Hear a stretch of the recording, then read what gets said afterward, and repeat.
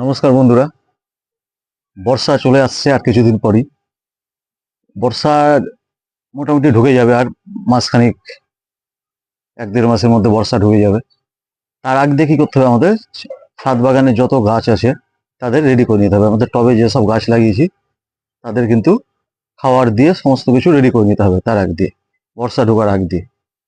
কারণ বর্ষার সময় বৃষ্টির জলে প্রচুর খাবার থাকে, ওই সময় কিন্তু কোনো খাবার দেওয়ার দরকার নেই। তার আগ দিয়ে যদি আমরা খাবার দিয়ে দিই, বর্ষা ঢোকার 1 মাস আগে যদি আমরা টবে খাবারটা দিয়ে দিই, তাহলে 2-3 মাস বর্ষা পর্যন্ত কোনো খাবার দিতে হবে না। কারণ এই খাবার থাকবে সঙ্গে, বৃষ্টির জলে তো প্রচুর পরিমাণ খাবার থাকে, নানা ধরনের খাবার থাকে, সেটা গাছ পাবে, আরও তরতাজা হয়ে উঠবে। এই জন্য আমাদের খাবারটা রেডি করে আমরা যদি 1 মাস আগে প্রতিটা গাছে দিয়ে দিতে পারি, তাহলে আমাদের সে সময় চিন্তা থাকবে না। কারণ বর্ষার সময় খাবার দিবেন, খাবার বেশি টবে জল জমলে খাবার বেরিয়ে যেতে পারে, মাটি শুকনো থাকবে না, সবসময় ভিজা থাকবে, খাবার দিতে অসুবিধা হবে। এই জন্য খাবারটা আগে দিয়ে দেওয়াই ভালো। ওই সময় খাবার দেওয়া যায় না তা না, দেওয়ার দরকার পড়ে না। কারণ বর্ষার সময় যত খাবার থাকে গাছে, বৃষ্টির জলে, ওই জন্য এক্সট্রা কোনো খাবার দেওয়ার প্রয়োজন হয় না। ওই জন্য কি করব, আমরা আগে খাবারটাকে তৈরি করব, একটা খাবার তৈরি করে আমরা গাছে দিব। আমার এই চ্যানেল সেন গার্ডেনের পক্ষ থেকে আজকে দেখাবো আপনাদের যে খাবারটা আমি কিভাবে তৈরি করছি। যদি ভালো লাগে ভিডিওটা, অবশ্যই লাইক ও সাবস্ক্রাইব করবেন, যাতে এরকম ভিডিও আরও দেখতে পারেন। তাহলে বন্ধুরা, বর্ষার জলে যে, বৃষ্টির যে জলে খাবার থাকে, কি খাবার থাকে? যে ওই সময় খাবার না দিলেও চলবে। বৃষ্টির জলে কিন্তু প্রচুর মাইক্রোনিউট্রিয়েন্ট থাকে। আর কি থাকে? নাইট্রোজেন থাকে এবং অ্যাসিড থাকে। বৃষ্টির জলে অ্যাসিড থাকে কারণ আপনি বুঝতে পারবেন, বৃষ্টির জল জমিয়ে ওইখানে যদি কোনো সাদা জামা কাপড় কাচেন, দেখবেন পরিষ্কার হয়, কিন্তু খুব সুন্দর সাদা ধবধবা হয়। ওর মধ্যে কিন্তু অ্যাসিডের ভাগটা থাকে। এই জন্য মাইক্রোনিউট্রিয়েন্ট, নাইট্রোজেন, অ্যাসিড থাকে জন্য গাছ কিন্তু যা খাওয়ার দরকার সেটা বৃষ্টির জল থেকে পেয়ে যায়। ওই সময় দেখবেন গাছের পাতা গ্লেজ বেড়ে যাবে, ডালপালা প্রচুর ছাড়বে, ফুল ফল ধরবে, গাছ মানে একটা সুন্দর গঠন তৈরি হবে গাছের, মানে একটা ফ্রেশ চলে আসবে গাছের মধ্যে, মানে ওখানে খাবারটা যে পরিমাণে থাকে। ওই জন্য ওই সময় কিন্তু কোনো খাবার দেওয়ার দরকার নেই। যদি গাছে আপনার ফল ধরে থাকে, ফলের গাছ থাকে, ফল ধরে থাকে, সেই সময় আপনি লিকুইড খাবার হয়তো দিতে পারেন, কিন্তু দিতে গেলে আপনাকে যখন 2-3 দিন বৃষ্টি বন্ধ থাকবে, মাটি শুকিয়ে যাবে, সেই সময় দিবেন। কিন্তু দিতে গিয়ে একটা জিনিস দেখবেন, সরষার খোল আর যেটা হচ্ছে আমাদের ওই কিচেন কম্পোস্টের যে আমরা জলটা দিই, এগুলো দেওয়ার পর কি হয়, 1-2 দিন পর শুকানোর পর টবের উপর একটা কিন্তু লেয়ার তৈরি হয়।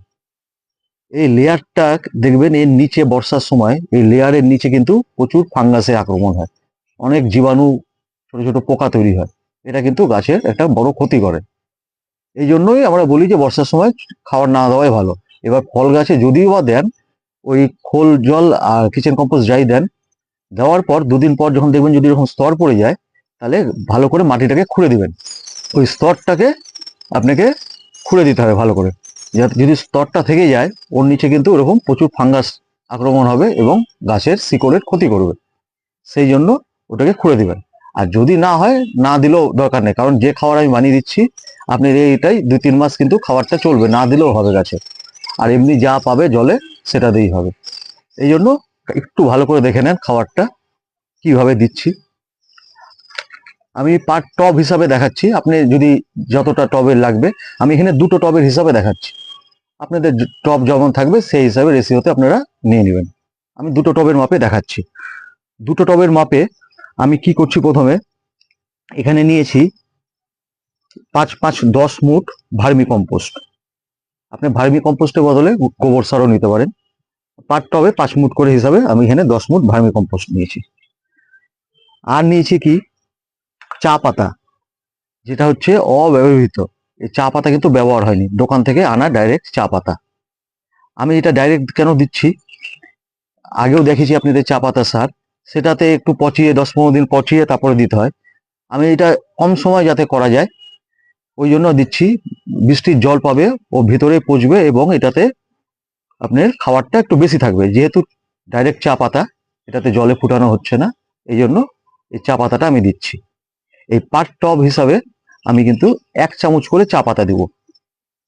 প্রতি টবে 1 চামচ হিসাবে আমি এখানে 2 চামচ চা পাতা দিচ্ছি। দুটো টবের আন্দাজে আমি করছি, সেই হিসাবে 2 চামচ আমি চা পাতা দিয়ে দিলাম। আর দিব কি, সরষার গুঁড়া। এটা কিন্তু কাঁচা সরষার গুঁড়া। আমি সরষাটাকে একটু রোদ্রে ভালো করে শুকিয়ে মিক্সিতে গুঁড়া করে নিয়েছি। আপনি সাদা সরষা হোক, লাল সরষা হোক, যে কোনো, আমি লাল সরষা দিয়েছি, যে কোনো সরষাই দিতে পারেন আপনি। আমি এটা কেন খোল করে দিইনি, এখানে সরষার খোল পচিয়েও দিতে পারেন, গুঁড়াটাও দিতে পারেন। সরষার গুঁড়াটা কি হয়, ওর তেলটা বের করে নেয় সরষা থেকে, তারপরে এটা থাকে, যে খোলটা থাকে, তাতে কিন্তু পুষ্টিগুণ কিছুটা হলেও কম হয়। সেই জন্য আমি কাঁচা সরষাকে একটু রোদ্রে শুকিয়ে মিক্সিতে গুঁড়া করে নিয়েছি। যেহেতু বর্ষার সময় গাছকে আমাকে 2-3 মাস খাবার দিব না, আমি সেই জন্য এইভাবে করছি। পার টব হিসাবে আমি কিন্তু এটাও 1 চামচ হিসাবে পার টবে আমি দিচ্ছি। এখানে 2 টবের জন্য আমি 2 চামচ সরষার গুঁড়া দিলাম। আর একটা হচ্ছে বাদাম, কাঁচা বাদাম। এটাও সেম জিনিস, কাঁচা বাদামের বাদাম খোল পাওয়া যায়। আমি এটা ডাইরেক্ট কাঁচা বাদামকে কিন্তু গুঁড়া করে নিয়েছি, মিক্সিতে গুঁড়া করে আমি দিচ্ছি। এটা দিব আমি 1.5 চামচ করে, মানে পার টবে 1.5 চামচ, মানে 2 টবের জন্য আমি এখানে 3 চামচ আমি এই বাদামের গুঁড়াটা আমি দিয়ে দেবো।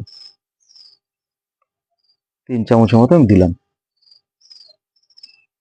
এই বাদাম দেওয়াতে আপনার কিন্তু পিঁপড়া ধরার একটু ভয় থাকতে পারে, বাদামে পিঁপড়া আসতে পারে। ওই জন্য আমি এর মধ্যে সামান্য একটু হলুদ দিয়ে দেবো, তাহলে পিঁপড়া ধরার ভয়টা থাকবে না। এর মধ্যে একটু হলুদ দিলে এই ভয়টা থাকবে না। আর দিব কি, এর মধ্যে দিব হাড়ের গুঁড়া। হাড়ের গুঁড়া দিব আমি পার টবে 1 মুঠ করে, মানে এখানে 2 মুঠ আমি হাড়ের গুঁড়া দিব। 2 মুঠ হাড়ের গুঁড়া দিয়ে দিলাম। আর দিব 2 মুঠ শিংকুচি।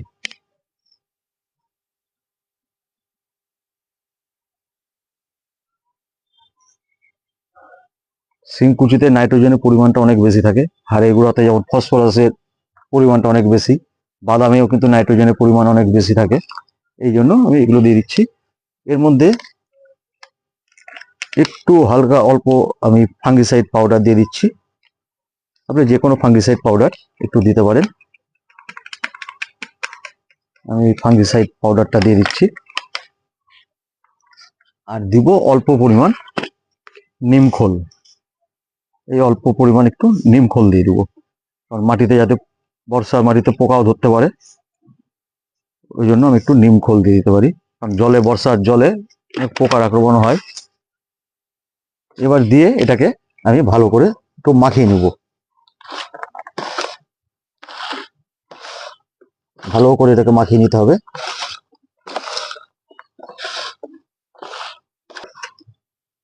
ভালো করে মাখিয়ে নিলাম।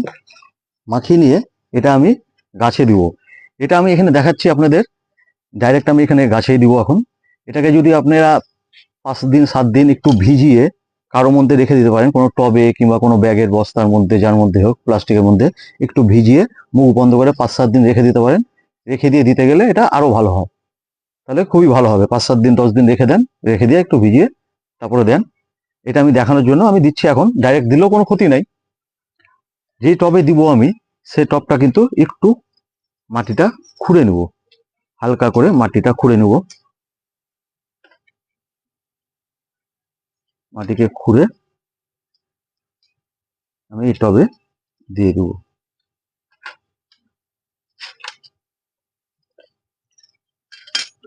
এইভাবে আমি টবের উপর দিয়ে দিচ্ছি।